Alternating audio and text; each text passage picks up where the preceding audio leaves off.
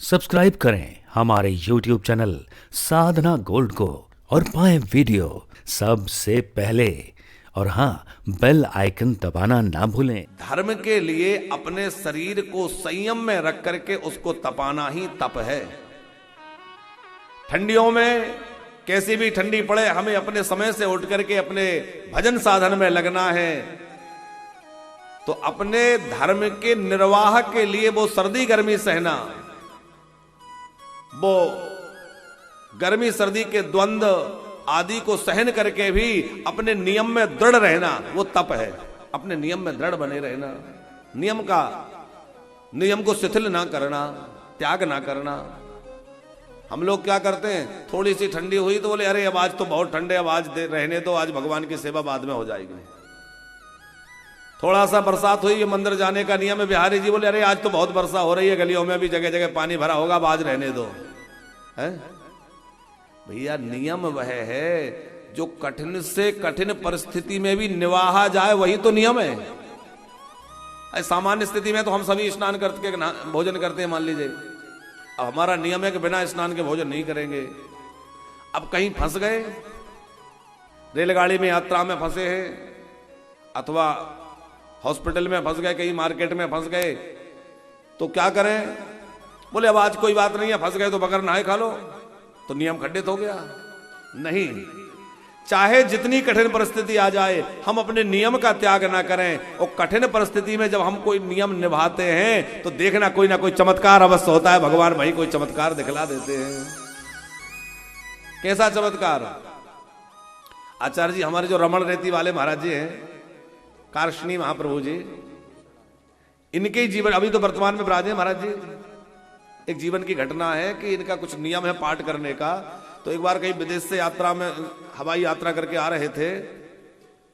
अब वो ऐसा संयोग बना कि वो प्लेन का समय जो था वो ऐसा था कि इनको पाठ करना था। अब वो पाठ में बैठ गए, हवाई जहाज में ही पाठ करने लग गए। 1.5 घंटे का पाठ, और हवाई जहाज के उतरने में आधा घंटा शेष रहा। तो सोचा कि अब आधा घंटे तो कर ले, नियम तो कम से कम प्रारंभ कर दें, जितना हो जाए ठीक है। नियम उन्होंने प्रारंभ कर दिया। नियम प्रारंभ किया।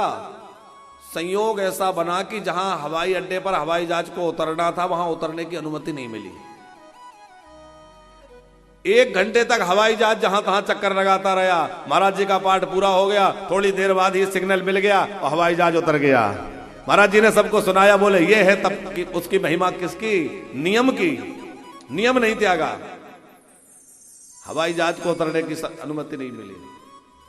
हमारे मलुकपीठ वाले गुरुदेव भगवान की संस्मृति वो खुद सुनाते हैं कि बहुत पहले जब वो विद्यार्थी जीवन से थोड़ा निकले ही थे, तो पटना कहीं जा रहे थे, रेलगाड़ी की यात्रा कर रहे थे।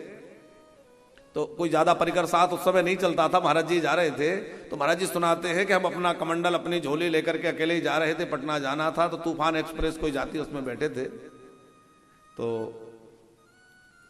रात्रि की सफर था, सवेरे पहुंचना था, लेकिन गाड़ी बहुत विलंब से जा रही थी, बहुत लेट। नाम तूफान एक्सप्रेस है, लेकिन चलती बहुत धीमी है।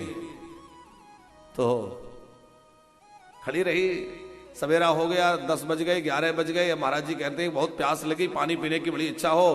पानी तो कमंडल में था, लेकिन नियम बना रखा था कि जब तक सालिग्राम जी को स्नान करा के चरणामृत ना पी लें, तब तक कुछ भी अन्न जल ग्रहण नहीं करते। पहले सालिग्राम जी को चरणामृत पिएंगे, उसके बाद जल पिएंगे। तो सालिग्राम जी का चरणामृत उतारे तब जब स्नान हो। स्नान नहीं हुआ। तो महाराज जी सुनाते हैं एक जगह रेलगाड़ी खड़ी हुई, तो हमने सोचा कि चलो अब गाड़ियां तो आती जाती रहेंगी, प्यास बहुत लगी है, गर्मी का समय है। तो सामने एक हनुमान जी का स्थान दिखाई दिया कि यहाँ कुछ ना कुछ पानी की व्यवस्था होगी, यहीं उतर जाते हैं, अपना नियम यहीं पूरा कर लेंगे, और बाद में कोई गाड़ी आएगी तो फिर जैसे तैसे चले जाएंगे। महाराज जी ट्रेन से उतर गए, गाड़ी खड़ी थी, झोली लेकर अपना उतर गए। अब महाराज जी कहते हैं वहां एक हेड पंप लगा था, बढ़िया तुलसी का बरवा था, तो वहीं हमने अपना सामान रख दिया और वहां डोल डाल के गए दूर तक। फिर स्नान किया, स्नान करके नियम किया। मतलब कितना समय लगा होगा, नियम पूरा किया, सालिग्राम जी को स्नान कराया, चरणामृत लिया, तुलसी चढ़ाई, सब हुआ। सोचा कि चलो अब चलें। तो ध्यान उधर गया रेलगाड़ी की लाइन तक, तो देखा कि वो गाड़ी अभी वहीं खड़ी है, कहीं नहीं गाड़ी। तो सोचा कि जब गाड़ी नहीं गई तो दौड़कर इसी में चढ़ लेते हैं। दौड़कर चढ़े और थोड़ी देर हुई और गाड़ी आगे बढ़ गई। बोले जब तक नियम पूरा नहीं हुआ, जब तक रेलगाड़ी वहीं खड़ी रही। ये भगवान की महिमा है, ये चमत्कार है। तो जब हम अपने नियम में दृढ़ होते हैं तो कोई ना कोई चमत्कार होता है। पर हम जरा से कठिनाई में नियम को शिथिल कर देते हैं। बोले आपत्ति काले मर्यादा नास्ति, कोई बात नहीं। नहीं नहीं नहीं, तप करना क्या है? अपने धर्म के लिए कष्ट सहना और धर्म निर्वाह में दृढ़ रहना, यही तो तप है।